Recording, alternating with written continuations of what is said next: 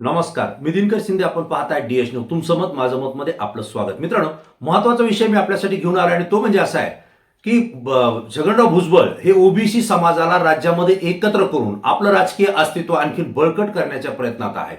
कारण मनोज जरांगे पाटलांनी मराठा समाजाच्या आरक्षणाचा लढा उभा करून संपूर्ण राज्यातला मराठा समाज आपल्या पाठीशी एकत्र आणलेला आहे आणि एक मराठ्यांची वेगळी ताकद या राज्यामध्ये पहिल्यांदा उभा केलेलं चित्र आज आपल्याला पाहायला मिळतंय.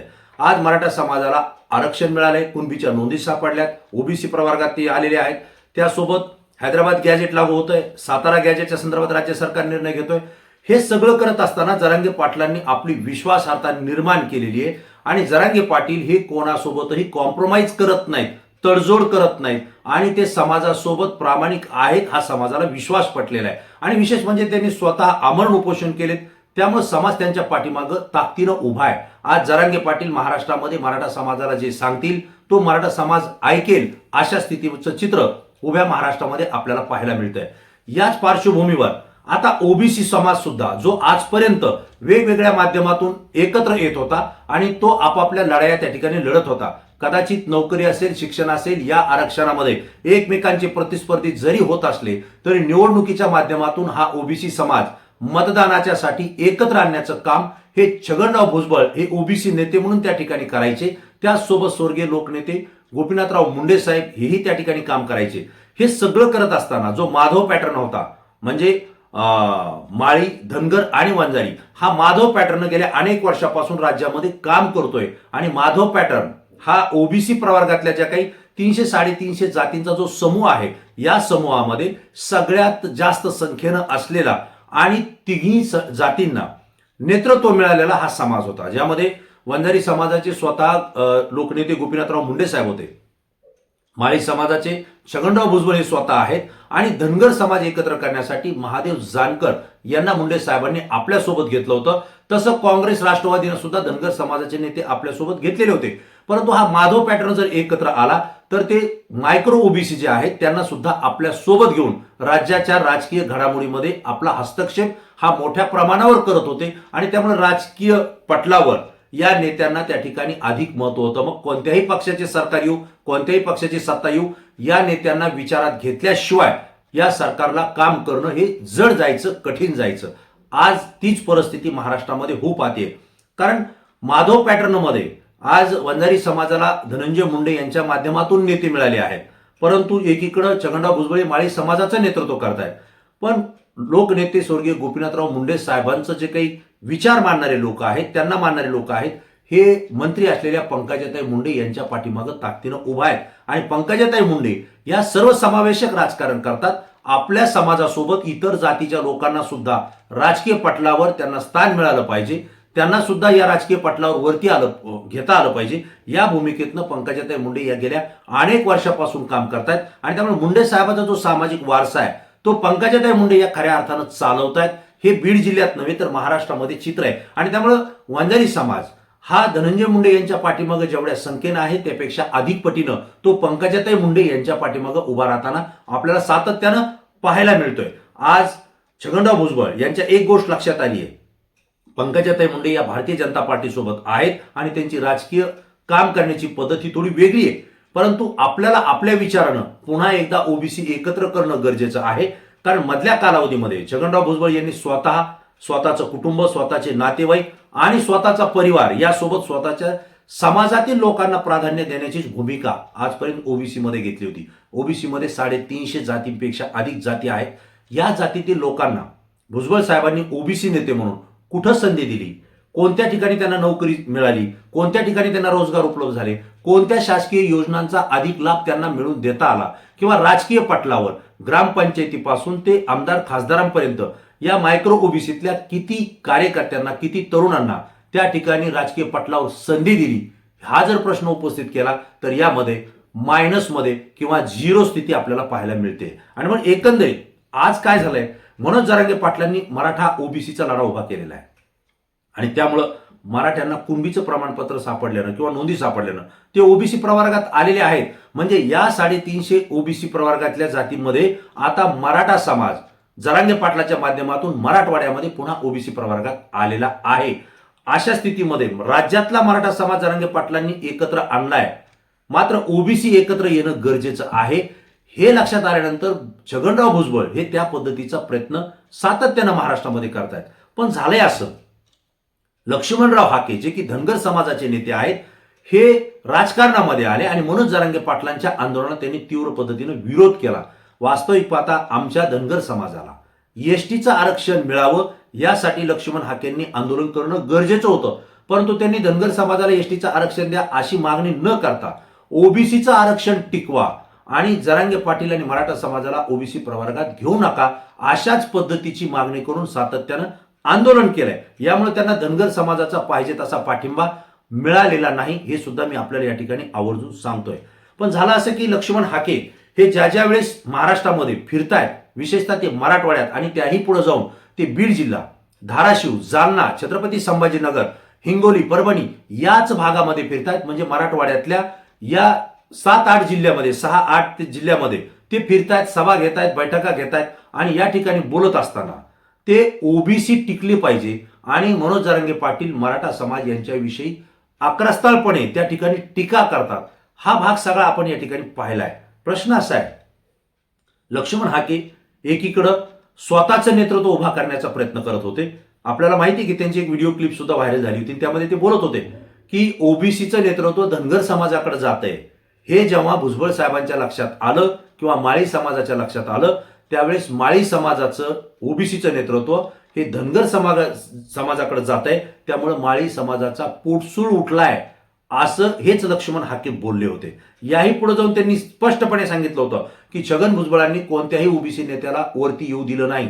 स्वतःची 2 मुलं म्हणजे पुतण्या आणि मुलगा या दोघांनाही त्यांनी मर्यादित ठेवले, तेही काही कामाचे नाहीत आणि समाजातला कोणत्याही कार्यकर्त्याला त्यांनी मोठं केलेलं नाहीये आणि त्यामुळे आपल्यालाच आता ओबीसीचं नेतृत्व म्हणून पुढे यावं लागेल अशा पद्धतीची भूमिका लक्ष्मण हाके यांनी घेतली. ती व्हिडिओ क्लिप व्हायरल झाली, ती छगनराव भुजबळ यांच्याकडे मिळाली आणि त्यामुळे छगनराव भुजबळ यांनी लक्ष्मण हाकेंना झापलं सुद्धा, त्यांची कान उघडणी सुद्धा केली. त्यांना बोलावून घेऊन तुम्ही नेमकं काय करताय, तुमच्या मर्यादा ओळखा अशा पद्धतीनं त्या ठिकाणी त्यांना ते बोलले होते. आणि याच छगनराव भुजबळ यांच्या कान उघडणीमुळं, झापल्यामुळं लक्ष्मण हाके एक वेळेस नव्हे, 2 वेळेस नव्हे तर 3-4 वेळेस ते माध्यमांच्या समोर ढासाढासा रडले. हे आपण स्वतः या ठिकाणी पाहिलं होतं. पण का बोलले त्याचं कारण वेगळं आहे. लक्ष्मण हाके हे ज्यावेळेस या बैठका घेत आहेत, सभा घेत आहेत, या सभेमध्ये ओबीसी समाजाला एकत्र आणण्याचा प्रयत्न जसं छगन भुजबळ करतायत राजकीय हेतूसाठी, कारण जर उद्या स्थानिक स्वराज्य संस्थेच्या निवडणुका झाल्या किंवा येणाऱ्या विधानसभेच्या निवडणुका झाल्या तर मनोज जरांगे पाटलांच्या पाठीमागे मराठा समाज एकवटलाय, ते जे निर्णय घेतील त्यासोबत तो समाज जाईल. पण त्याच्या व्यतिरिक्त जो ओबीसी आणि मायक्रो ओबीसी राहिलेला आहे हा जर आपल्यासोबत एकत्रित राहिला तर महाराष्ट्रात आणि विशेषतः मराठवाड्यामध्ये आपलं राजकीय पाऊल आपल्याला मजबूत त्या ठिकाणी करता येईल आणि त्या पावलावर आपलं राजकीय भवितव्य कायमस्वरूपी टिकवता येईल. आपला पुतण्या आणि मुलगा आमदार आणि खासदार या पदावर पुन्हा आपल्याला बसवता येईल. हे छगनराव भुजबळ यांचे मनसुबे होते, परंतु लक्ष्मण हाकेंनी या मनसुब्यावर पाणी फेरलेले, कारण त्यांनी ओबीसी मध्ये सगळा गच्चा करून ठेवलाय.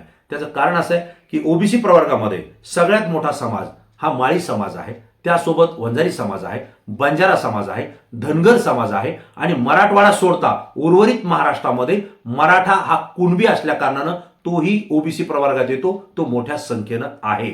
आता झालंय असं, ज्यावेळेस जरांगे पाटलांना हैदराबाद गॅझेट लागू करण्याच्या संदर्भात राज्य सरकारनं निर्णय दिलाय, याच गॅझेटचा आधार घेऊन यामध्ये धनगर समाजानं आपली मागणी केली आहे की या गॅझेटमध्ये धनगर समाज हा एसटी प्रवर्गामध्ये जातोय, एसटी आरक्षणामध्ये जातोय आणि त्यामुळे या जीआरचा आधार घेऊन आम्हाला धनगर बांधवांना एसटीचं आरक्षण द्या यासाठी स्वतंत्रपणे त्यांनी आंदोलन उभा केलं. आपल्याला माहिती आहे की जालना या ठिकाणी दीपक बोराडे यांनी मोठं आंदोलन उभा केलं, आमरण उपोषण केलं आणि त्यांच्या या उपोषणाला राज्यभरातल्या धनगर समाजानं पाठिंबा दिला. स्वतःच्या खिशातले पैसे खर्चून हजारो नव्हे लाखो धनगर बांधव हे जालना या ठिकाणी दीपक बोराडे यांना पाठिंबा देण्यासाठी त्या ठिकाणी आले.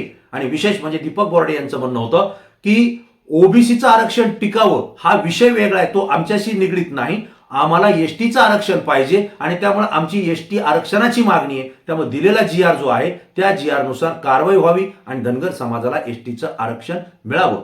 ज्या अर्थी धनगर समाज एसटीचं आरक्षण मागतो त्या अर्थी तो ओबीसीच्या लढ्यातून बाजूला सरकलाय हे या ठिकाणी स्पष्ट होत आहे. आणि नेमकं लक्ष्मण हाकेंना हे नको होतं, त्यामुळे दीपक बोराडेंच्या आंदोलनामध्ये ते सहभागी झाले नाही, त्यांनी पाठिंबाही दिला नाही. केवळ त्यांनी माध्यमांच्या समोर सांगितलं की बोराडेंच्या आंदोलनामध्ये जा. याच ठिकाणी गोपीचंद पडळकर जे धनगर समाजाचं आंदोलन त्या ठिकाणी उभा करण्याचा प्रयत्न करतायत, नेतृत्व करण्याचा प्रयत्न करतायत, ते सुद्धा दीपक बोराडेंच्या आंदोलनाला पाठिंबा देताना दिसले नाहीत. त्यांना त्या ठिकाणी भेटताना सुद्धा ते दिसलेले नाहीयेत. या पुढे जाऊन ते सभा घेत आहेत, मेळावे घेत आहेत. धनगर समाजाच्या प्रश्नावर मी धनगर समाजाचा आहे, परंतु इतर प्रश्नावर मी राज्य सरकारसोबत, भाजप सरकारसोबत आहे असंही ते सांगतायत. परंतु धनगर समाजाला एसटीचे आरक्षण द्या ही मागणी ते करत नाही, ही त्यांची अडचण आहे. आणि त्यामुळं लक्ष्मण हाकेंनी धनगर समाजाला एसटीचं आरक्षण मागितलं नाही, यामुळे धनगर समाज त्यांच्यावर नाराज झाला, जो की छगनराव भुजबळ यांच्यावर सुद्धा नाराज झाला. का तर छगनराव भुजबळ यांच्याच नेतृत्वाखाली लक्ष्मण हाके हे ओबीसीचं नेतृत्व करण्यासाठी आंदोलन करतायत, बैठका घेत आहेत, मेळावे घेत आहेत. दुसरा भाग असा झाला की याच गॅजेटनुसार बंजारा समाज जो मोठ्या संख्येनं महाराष्ट्रामध्ये आहे, प्रत्येक गावामध्ये बंजारा समाजाचे तांडे गावाच्या लगत आहेत, यांची सुद्धा मागणी गेल्या अनेक वर्षापासून की आम्हाला एसटीचं आरक्षण द्यावं. याच गॅजेटमध्ये बंजारा समाज हा एसटी प्रवर्गात येऊ शकतो हा विश्वास बंजारा समाजाला मिळाला. आणि त्यामुळे बंजारा समाजानं मोठी आंदोलनं बीड जिल्ह्यात केली, जालना जिल्ह्यात केली, वेगवेगळ्या जिल्ह्यामध्ये, राज्यातल्या वेगवेगळ्या भागामध्ये बंजारा समाज हा एसटीचं आरक्षण मागणीसाठी त्या ठिकाणी आंदोलन करतोय. मग आपल्या ओबीसी बांधवांपैकी एक समाज एसटीच्या आरक्षणासाठी जर आंदोलन करत असेल आणि आपण जर ओबीसीचे नेतृत्व म्हणून घेत असू तर या ठिकाणी त्यांच्या आंदोलनाला पाठिंबा द्यायला मंत्री असलेले छगनराव भुजबळ हे जाणं अपेक्षित होतं. परंतु ते गेले नाही, त्यांनी पाठिंबा दिला नाही आणि बंजारा समाजाला एसटीचं आरक्षण द्या अशी मागणी सुद्धा त्यांनी कुठं केल्याचं ऐकिवात नाही. लक्ष्मण हाके हे सुद्धा याच पद्धतीची भाषा करत होते, परंतु बंजारा समाजाच्या एसटी आरक्षणाला त्यांनी पाठिंबा दिलेला नाही. आणि त्यामुळे बंजारा समाज हा ओबीसी आरक्षण लढ्यातून बाजूला सरकला, कारण त्यांची मागणी आहे एसटी आरक्षणाची. आता प्रश्न पहा, बंजारा समाजाच्या मेळाव्याला धनंजय मुंडे माजी मंत्री आताचे आमदार हे मेळाव्याला जात आहेत आणि त्या ठिकाणी ते भाषण करतायत की बंजारा आणि वंजारा हा एकच आहे आणि त्यामुळे तुमची आमची मागणी सुद्धा एकच आहे. म्हणजे थोडक्यात काय की बंजारा समाजाला एसटीचं आरक्षण द्या ही मागत असताना वंजारा समाज आणि बंजारा समाज सुद्धा एकच आहे, त्यामुळे आम्हाला सुद्धा एसटीचं आरक्षण मिळायला पाहिजे अशीच काहीशी भूमिका धनंजय मुंडे यांनी या मेळाव्यात व्यक्त केली. त्याला बंजारा समाजानं तीव्र पद्धतीने त्या ठिकाणी विरोध केला. म्हणजे हे सगळ्या घडामोडी घडत असताना ज्यावेळेस लक्ष्मण हाके यांना प्रतिक्रिया विचारली त्यावेळेस त्यांनी बंजारा समाजाला पाठिंबा आणि धनगर समाजाला पाठिंबा देण्याच्या ऐवजी आणखीन एक प्रश्न उपस्थित केला की त्यांनी असं सांगितलं की जर बंजारा समाज आणि धनगर समाज मराठा समाजाच्या हैदराबाद गॅजेटनुसार आम्हाला एसटीचं आरक्षण मागत असेल तर त्या भोळ्या बाबड्यांचं काय चुकलं असं सांगून, जर असं असेल तर मग एससी प्रवर्गामध्ये किंवा एससीच्या आरक्षणामध्ये धोबी समाज आणि नावी समाजाला सुद्धा आरक्षण द्यावं ही मागणी लक्ष्मण हाकेंनी पुढे केली. आता लक्षात घ्या, एससी आणि एसटीचं आरक्षण हे भारतरत्न डॉक्टर बाबासाहेब आंबेडकर यांनी घटनेमध्ये तरतूद केलेलं आहे. त्या पद्धतीनं ते केंद्र सरकार ठरवेल त्याच समाजाला त्याच जातींना ते आरक्षण मिळतं, त्यामध्ये कोणीही हस्तक्षेप करू शकत नाही.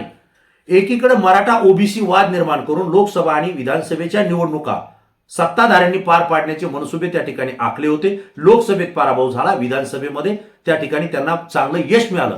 पण आता स्थानिक स्वराज्य संस्थेच्या निवडणुका येत आहेत. लक्षात घ्या, पहिला डाव लोकसभेचा होता, तो जरांगे पाटलांनी त्या ठिकाणी खेळला, त्यामुळे भारतीय जनता पार्टीला नुकसान झालं, महाविकास आघाडीला फायदा झाला. दुसऱ्या डावामध्ये महायुती सावध झाली, ओबीसीचं कार्ड खेळलं गेलं आणि त्या ठिकाणी विधानसभेला ओबीसीचा किंवा महायुतीचा त्या ठिकाणी विजय झाला असं आपण म्हणू, कारण जरांगे पाटलांनी निवडणूक लढली नाही, कोणाला मतदान करायचं करा असं स्पष्टपणे सांगितलं आणि या ठिकाणी दुसरा डाव भारतीय जनता पार्टी महायुती जिंकलेली आहे. पण आता तिसरा डाव सुरू होतोय. स्थानिक स्वराज्य संस्थेच्या निवडणुका ज्या ग्रामीण भागापासून सुरू होतात आणि जिल्हा परिषद, पंचायत समिती, नगरपालिका, नगर ग्रामपंचायता या सगळ्या महानगरपालिका यामध्ये जे नेतृत्व करतात, यामध्ये जे लोक निवडून येतात तेच भविष्यामध्ये विधानसभा आणि लोकसभेच्या निवडणुकाला सामोरं जातात किंवा त्यांची ताकद त्या ठिकाणी कामी येत असते. हा तिसरा डाव आता जरांगे पाटलांच्या हाती आलेला आहे, म्हणजे मराठा समाजाच्या हाती आलेला आहे. अशा वेळेला या एकत्रीकरणाचं विकेंद्रीकरण करण्यासाठी छगन भुजबळ त्या ठिकाणी प्रयत्न करतायत. मात्र दुसरीकडे लक्ष्मण हाके यांनी ओबीसी मध्येच मराठा विरुद्ध ओबीसी हा वाद त्या ठिकाणी न पेटवता त्याही पुढे जाऊन एसटी आरक्षणामध्ये बंजारा आणि धनगर समाज बाजूला निघाला, त्यांची भूमिका घेतली नाही, तो विरोधात गेलेला आहे. आणि एससी आरक्षणामध्ये परीट समाज किंवा धोबी समाज आणि न्हावी समाजाला आरक्षण द्यावं ही मागणी केल्यामुळं मोठ्या संख्येनं देशभरात आणि राज्यभरात असलेला एससी म्हणजेच दलित बांधव हा सुद्धा लक्ष्मण हाके यांच्यावरती प्रचंड नाराज झालेला आहे. आणि त्यांच्या पाठीमागे नेतृत्व असलेले छगनराव भुजबळ यांच्याही विरोधात तो नाराज झालेला आहे. तशा संतप्त प्रतिक्रिया त्यांनी दिलेल्या आहे. म्हणजे छगनराव भुजबळ यांचे जे मनसुबे होते की मराठा सोडून मराठेतर ओबीसी आणि मायक्रो ओबीसी यांना एकत्र करून राजकारणाच्या पटलावर आपण सामोरं जायचं आणि तिसऱ्या टप्प्यामध्ये आपली ताकद दाखवून आपलं अस्तित्व टिकवायचं, नेमकं लक्ष्मण हाकेंनी याच ओबीसीच्या जातींमध्ये गच्छा करून टाकला आणि छगनराव भुजबळांच्या मनसुब्यावर पाणी फेरलं गेलं. आता ओबीसीमध्ये एकही राहिलेली नाहीये हे मी आपल्याला आवर्जून सांगतो. त्याचं कारण असं आहे की 350 पेक्षा अधिक जातींचे लोक याच्यामध्ये आहेत आणि छगनराव भुजबळ यांनी ओबीसीचा नेता म्हणून विशिष्ट समाजालाच राजकीय आणि सरकारच्या ज्या योजना आहेत त्याचा लाभ त्यांनी मिळवून दिलाय हे सांगण्यासाठी मनोज जरांगे पाटील सामोरं आलेले आणि त्यांनी त्या मायक्रो ओबीसींना तसा विश्वास सुद्धा दिलेला आहे. मायक्रो ओबीसींच्या घटकांना जे कोणी त्याच्यामध्ये समाज बांधव आहेत त्यांच्याही लक्षात आलंय की ओबीसी म्हणून आतापर्यंत आपला फक्त वापर करण्यात आला आणि राजकीय पटलावर ज्यावेळी संधी द्यायची वेळ आली त्यावेळी छगन भुजबळ आणि त्यांच्या सोबतच्या नेत्यांनी आपल्याच जातींच्या आपल्याच समाजाच्या लोकांना संधी दिली. शासनाच्या केंद्र आणि राज्य सरकारच्या ज्या योजना आल्या त्या योजनेचा लाभ सुद्धा मोठ्या प्रमाणावर आपल्याच जातीच्या आणि समाजाच्या लोकांना या लोकांनी दिलाय हे मायक्रो ओबीसींच्या लक्षात आलं. आणि त्यामुळे जरांगे पाटलांच्या पाठीमागे आपण उभं राहिलं पाहिजे, कारण भविष्यात ओबीसी प्रवर्गात ते सगळ्यात मोठे नेते असतील हे मी आवर्जून आपल्याला सांगतो. आणि त्यामुळे जरांगे पाटलांनी जो विश्वास संपादन केलेला आहे, जरांगे पाटील हा सगळ्या समाजाला न्याय देऊ शकतात, हा मायक्रो ओबीसीतल्या अनेक जातींमध्ये किंवा त्या कार्यकर्त्यांमध्ये विश्वास निर्माण झालेला आहे. आणि त्यामुळे ते जरांगे पाटलांच्या आंदोलनाला पाठिंबा देत आहेत. आपल्याला माहिती आहे धनगर समाज हा जरांगे पाटलाच्या आंदोलनाला पाठिंबा देऊन त्यांच्या सोबत आपल्याला आंदोलनामध्ये सहभागी झालेला पाहायला मिळाला. बंजारा समाजानं सुद्धा जरांगे पाटलांच्या आंदोलनाला पाठिंबा दिला, तेही आंदोलनामध्ये सहभागी दिसले. याही पुढे जाऊन 12 बलुतेदारांपैकी किंवा जे कोणी मायक्रो ओबीसी आहेत त्यापैकी अनेक समाज बांधव सुद्धा जरांगे पाटलांच्या सोबत खांद्याला खांदा देऊन उभा राहताना आपल्याला पाहायला मिळाले. मुस्लिम समाज सुद्धा मोठ्या संख्येनं पाहायला मिळाला. दलित बांधव हे तर जरांगे पाटलांच्या स्टेजवर जाऊन त्या ठिकाणी आंदोलनाला पाठिंबा देत आहेत. एकंदरीत छगन भुजबळांना जे एकत्र करायचं होतं त्याचा सगळा विचका झालेला आहे आणि जरांगे पाटलांना मात्र मराठा समाजासोबत इतर जातीचा समूह सुद्धा आपल्या सोबत घेताना यश मिळालेले. आणि या ठिकाणी लक्ष्मण हाकेंमुळे हा ओबीसी प्रवर्गामध्ये किंवा ओबीसी जातींमध्ये गच्छा झालेला आहे हे एकंदरीत चित्र आपल्याला उभ्या महाराष्ट्रामध्ये पाहायला मिळतंय. आणि त्याच कारणानं आज ओबीसी मधले जे काही समाज बांधव आहेत एकमेकांच्या विरोधात झालेले आहेत, कारण त्यांच्या लक्षात आलं की ओबीसी म्हणून आपल्याला वापर केला जातो पण आपल्या प्रश्नावर मात्र हे साथ देत नाहीयेत. आणि त्यामुळे बंजारा आणि धनगर समाज हा ओबीसीच्या आरक्षण लढ्यापासून बाजूला जाऊन एसटीच्या आरक्षणाकडे तो वळालेला आहे, तर दलित समाज हा आपलं एससीचं आरक्षण वाचवायचंय किंवा यामध्ये कोणालाही आम्ही येऊ देणार नाही यासाठी तो लढा देतोय. तर धोबी आणि न्हावी समाज हा एससी मध्ये आम्हाला जायचंय, लक्ष्मण हाके आमच्या समाजाबद्दल बोलले त्यामुळे आम्ही आमच्या पद्धतीने वेगळी मागणी करू, आम्हाला ओबीसी नकोय तर एससी पाहिजे अशी ती मागणी करतायत. दुसरीकडे आदिवासी जो समाज आहे तो मात्र आमच्यामध्ये आम्ही कुणाला येऊ देणार नाही म्हणून तो राज्यभरामध्ये एकवटतोय. जो ओबीसी मध्ये येतो परंतु तो त्या आरक्षणात स्वतःला वेगळं समजतो आणि त्यामुळे तो सुद्धा बाजूला गेलेला आहे. एकंदरीत सगळं चित्र जर पाहिलं तर महाराष्ट्रामध्ये सगळ्या जाती धर्म आपापल्या पद्धतीनं आपले आरक्षण आपले लढे आणि आपल्याच जातीचं नेतृत्व उभा राहील का यासाठी प्रयत्न करतायत, जे छगनराव भुजबळ यांना नको होतं. आणि लक्ष्मण हाकेंच्या या केलेल्या गच्छामुळे त्यांच्या मनसुब्यावर पाणी फेरलंय हे या ठिकाणी आता स्पष्ट होतंय. त्यामुळे येणाऱ्या स्थानिक स्वराज्य संस्थेच्या निवडणुकांमध्ये छगनराव भुजबळ यांना जे अपेक्षित होतं ते चित्र त्यांना मिळणार नाही, कारण तशा पद्धतीच्या घडामोडी घडणार नाहीत. आणि म्हणूनच लक्ष्मण हाकेंना बीडमध्ये जो ओबीसी मेळावा छगनराव भुजबळ यांनी आयोजित केला होता 28 सप्टेंबरला, त्या बॅनरवर लक्ष्मण हाकेंना त्या ठिकाणी नो एंट्री करण्यात आली होती. त्यांचं बॅनरवर फोटो सुद्धा नव्हता आणि त्यांना निमंत्रण सुद्धा देण्यात आलेलं नव्हतं. आता छगन भुजबळ हे 17 ऑक्टोबरला बीड जिल्ह्यामध्ये पुन्हा एकदा ओबीसींचा मेळावा घेत आहेत.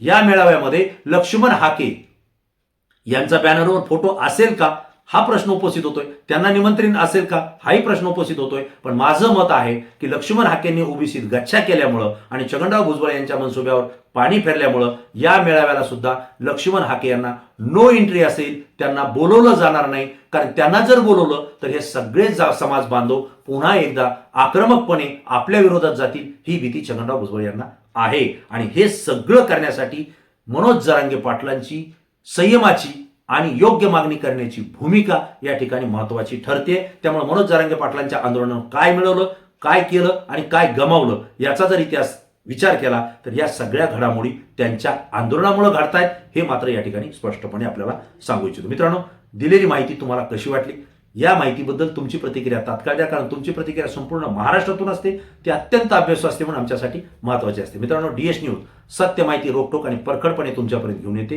ही माहिती आणि व्हिडिओ जर आवडत असतील तर जास्तीत जास्त मित्रांना शेअर करा आणि DS न्यूजला सबस्क्राईब केलं नसेल तर सबस्क्राईब करून आम्हाला सहकार्य करा. पुन्हा नवीन विषय, नवीन माहिती घेऊन आपल्यासमोर येईल. तोपर्यंत धन्यवाद.